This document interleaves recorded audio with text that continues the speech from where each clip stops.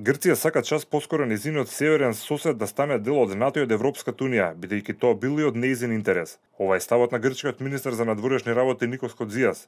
И покрај тоа што има отворени прашања меѓу двете земји, тој е убеден дека постои, како што кажа, љубов меѓу двата народа. Денеска двајцата министри не разговара за конкретни предлози или пак идеи за решавање на спорот со името. Меѓутоа посветиле време за да се кажат што е важно за двете страни при почетокот на очекуваните интензивни преговори. Токму и затоа Кодзијас кажа дека со внимание го следел процесот на договарање и подпишување на договорот за добрососедство со Бугарија и се надева дека ист елан ќе има при решавањето на проблемите меѓу Скопје и Атина.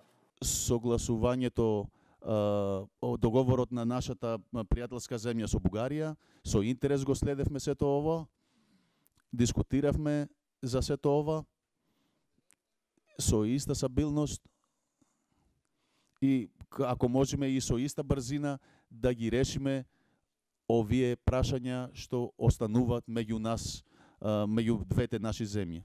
Разговаравме за процесот, за како ќе се одвива процесот, за методот, за модалитетите.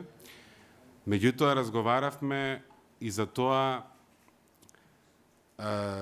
што се точно интересите и грижите на двете страни по ова прашање, со цел да има поголемо разбирање во однос на тоа како едната страна го перцепира проблемот, како другата страна го перцепира проблемот.